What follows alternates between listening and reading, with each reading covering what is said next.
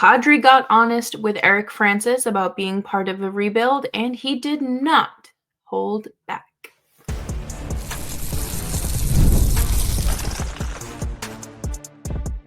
You're Locked On Flames, your daily podcast on the Calgary Flames. Part of the Locked On Podcast Network, your team every day.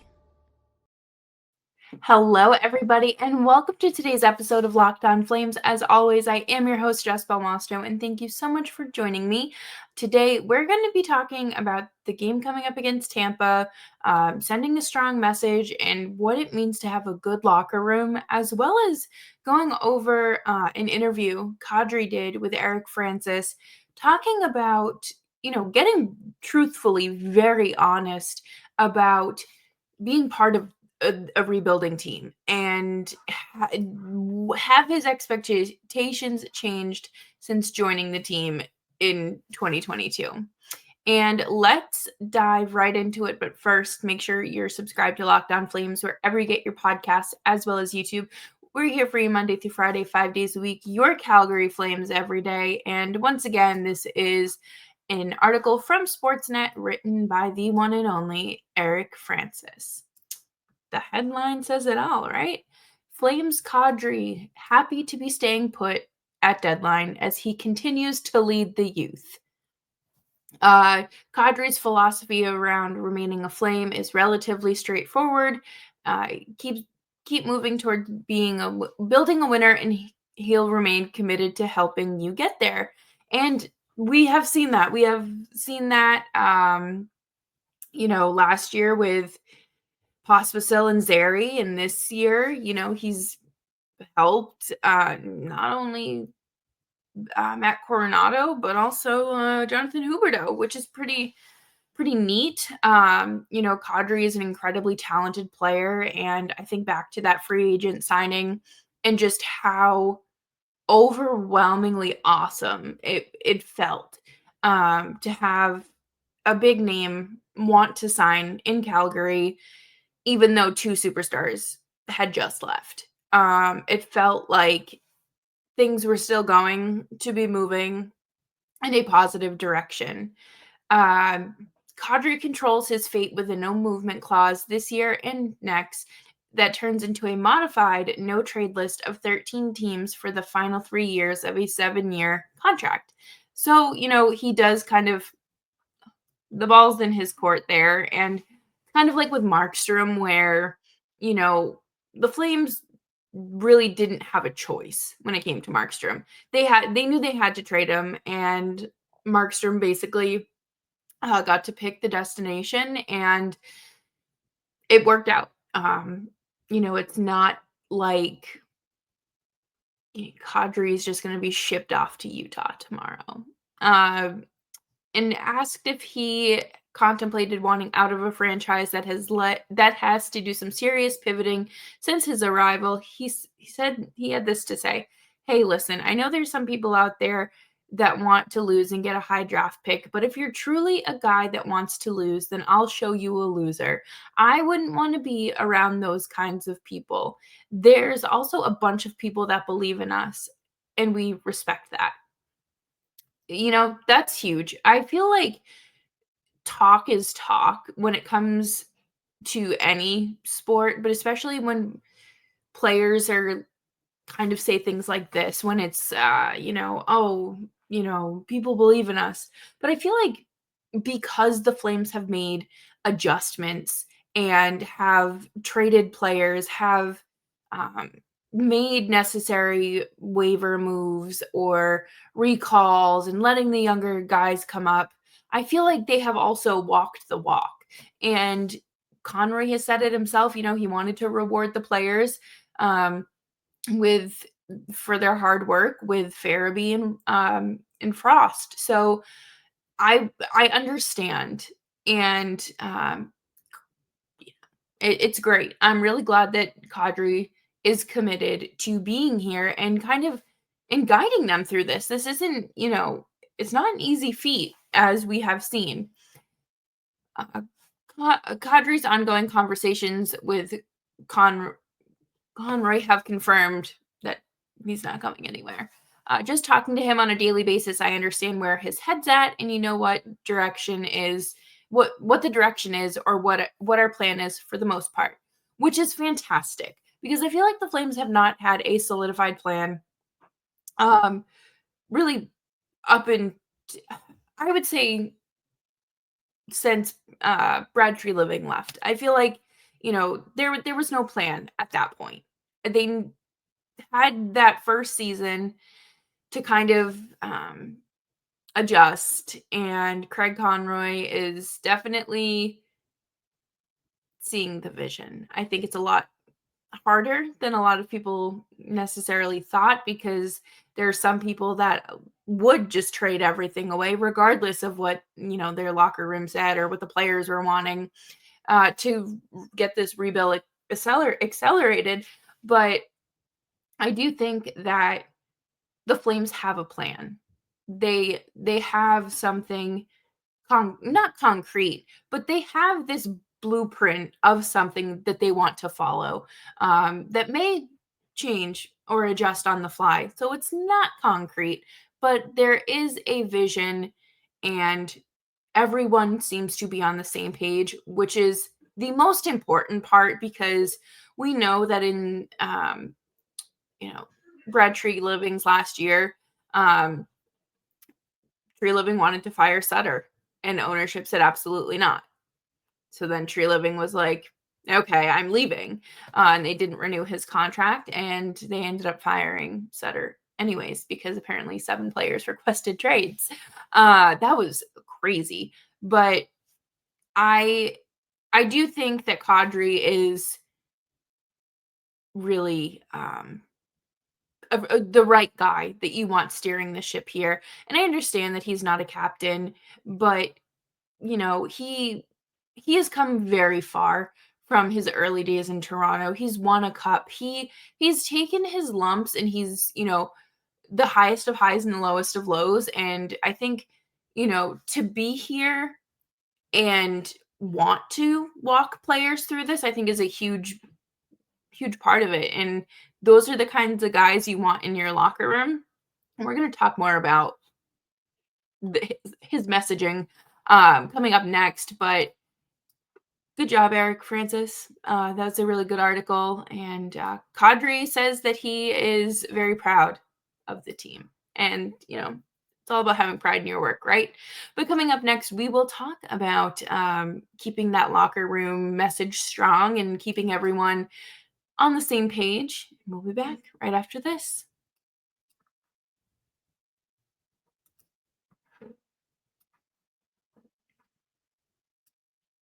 You just realized your business needed to hire someone yesterday. How can you find amazing candidates fast?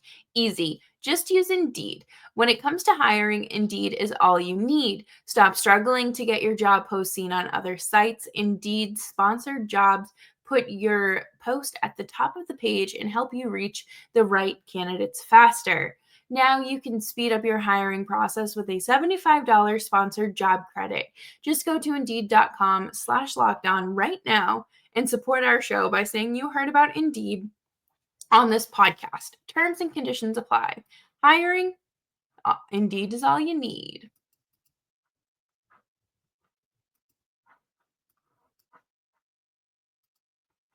Thanks everyone for hanging out with me today on Locked On Flames. Make sure you're subscribed wherever you're getting your podcasts, as well as YouTube. We're here for you Monday through Friday, 5 days a week, your team every day.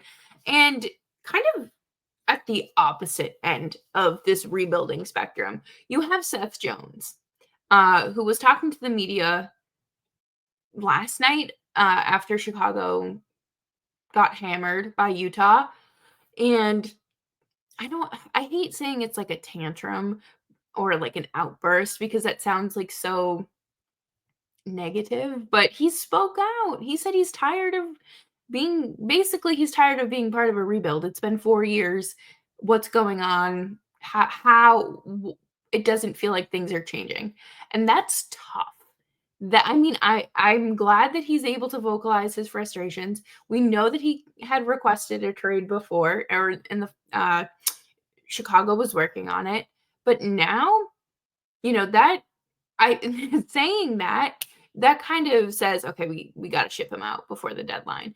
And that's not necessarily an attitude you want in your locker room while you are rebuilding. Like, you have Kadri, who is this stellar role model and, backs it all up with what he tells people. And, he wants to stick around. He wants to be better and help the team get better. And then, there is the other end of the rebuilding spectrum where you have your star defenseman begging and essentially pleading to let him out because he's tired of losing.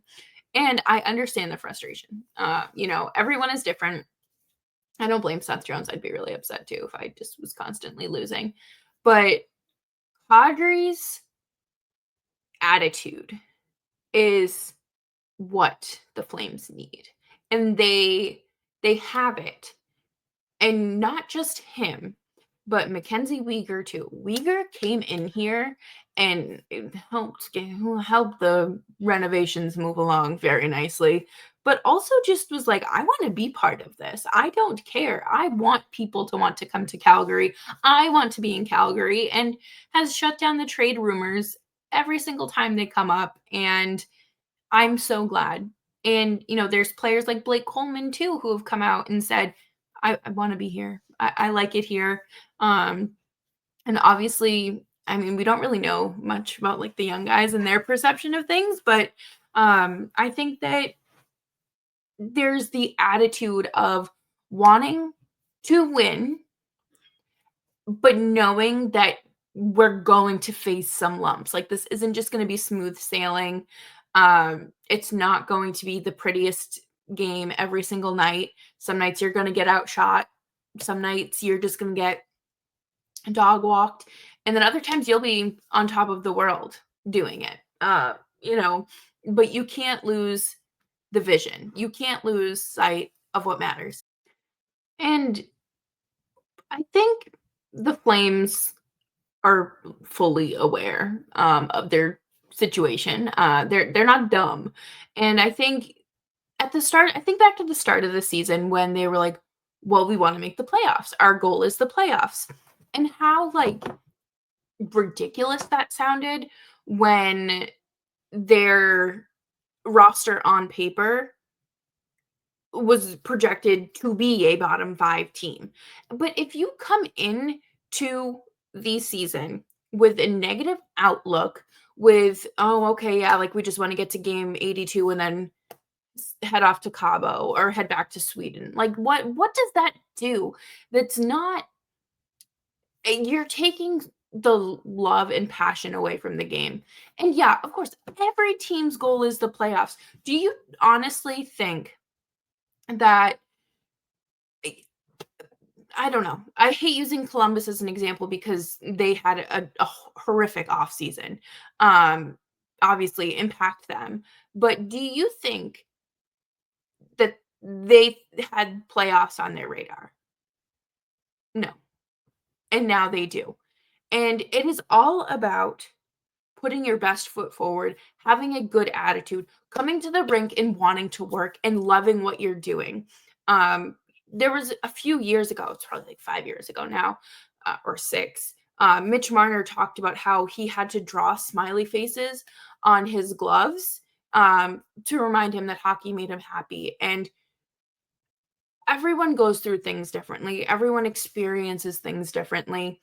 But having such a strong vocal group that is determined to be there and determined to, reap the benefits of their hard work is huge. I think it's such a big plus for the Flames. And just because they say, oh, yeah, like we want to make the playoffs, doesn't mean they're going to go doing something stupid at the trade deadline. Those words may come back to haunt me, and they might go after Mikko Rantanen and then sign him. I don't know. But it's a goal. The same way my goal is to have a winery in Italy. It does not mean it's obtainable at all. But you have to have some sort of benchmark. Like, what? You can't go into a season and just be like, okay, like, you can't just, like, for lack of a better term, raw dog a hockey season. You have to put in the effort and you have to want to reap the reward for your hard work, night in and night out, being away from your family, the extensive training, playing with an injury or getting an injury, and all this. It's for something, and it's for the cup, or whatever it may be. And I think it's so important for the Flames to keep a locker room like that. Because when you start adding attitudes that don't necessarily want to do the hard work, or the hard work they want to do is they're just plugging themselves into a contending team. Okay. I feel like the Flames just have this like blue collar underdog grind, hard work pays off. Like, it's not getting done unless we do it the right way. Kind of at atmosphere and vibe, I guess, about them, and they want it. And they know it's not going to be an easy feat. And they like the challenge. They love going out there and proving people wrong. And they uh Uyghur has said time and time again that, we want people to come to Calgary. We want superstars to, you know, for Calgary to be a desirable destination. And I think within a few years' time, that is going to be the case. I do. Do I think it'll be 2 to 3 years? I would lean closer to 3, just because I think there is a little bit more work that we need to iron out. But keeping the atmosphere and the message cohesive and consistent across the board is going to save the Flames from spiraling. And one day, I'm trying to think, Jonathan Huberdeau, or I don't think he would do that, but oh, I want to win. We've been losing. Like, that's not going to happen in the Flames locker room. And if it does, I will eat a hat, because that just does not seem like the attitude any of the Flames bring to the table. But coming up next, we are going to wrap up the show with a little preview again for the game against the Tampa Bay Lightning.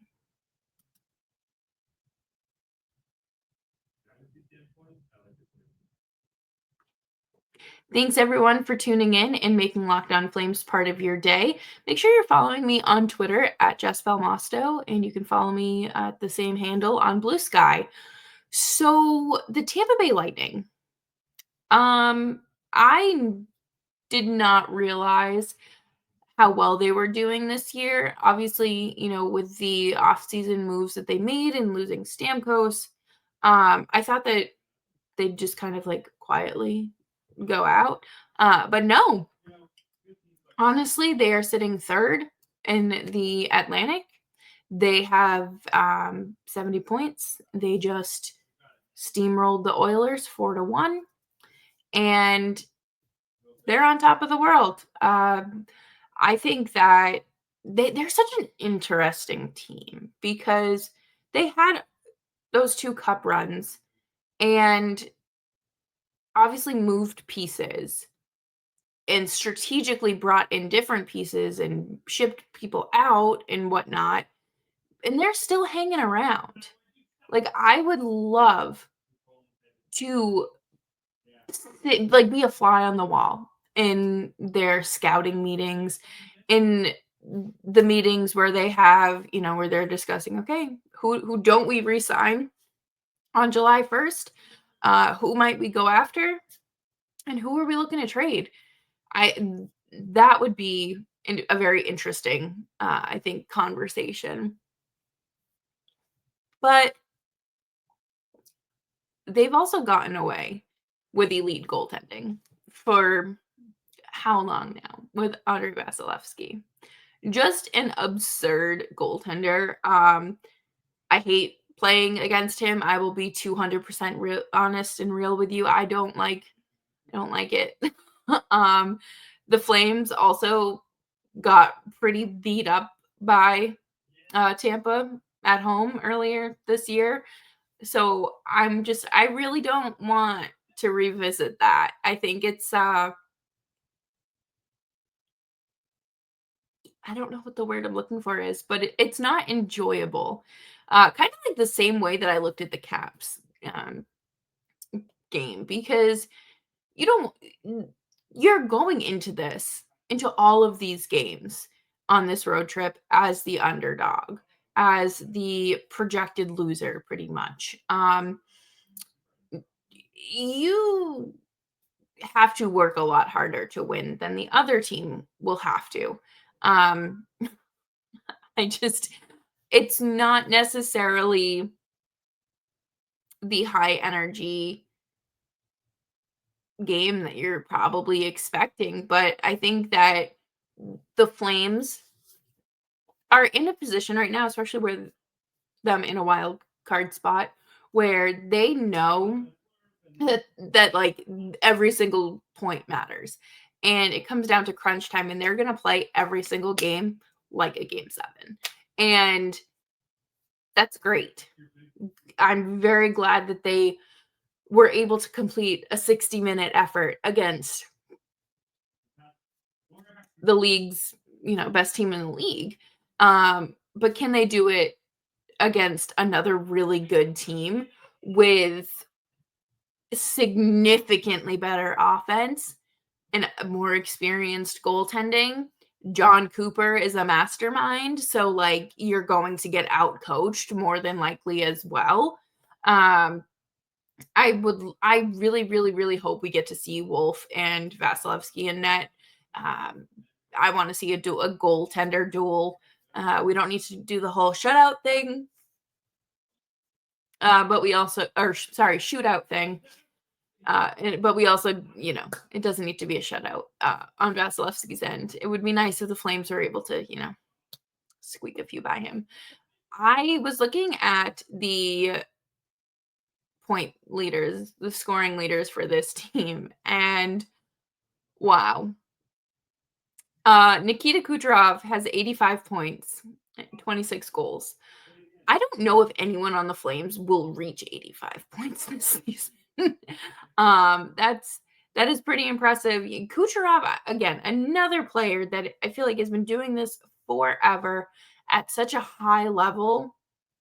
And once that fall off happens, if it ever does, that's when we're going to see Tampa in a lot more trouble than we thought they might have been at the start of this season. Their second goal scoring or point leader is Brandon Hagel with 20 points less than Kucherov. He is 65. Brandon Hagel is great. I think that he had a lot of great quotes at Four Nations, and kind of, drove home the point that, we're here for hockey. We're not here for late night television appearances and going on the Kelsey Brothers podcast and things like that. And I do remember a few years ago, I do believe it was the 2022 trade deadline. The Flames were rumored to be in the mix for Brandon Hagel and to be adding him to the team, as well as it was the same trade deadline where Hampus Lindholm was traded, because the Flames were also in the mix for that. And that is one I'm very glad did not work out, because then I don't think we would have gotten Mackenzie Weegar in the trade. But anyways, I digress. I think that Tampa Bay is obviously the better team. I enjoy watching high-end talent,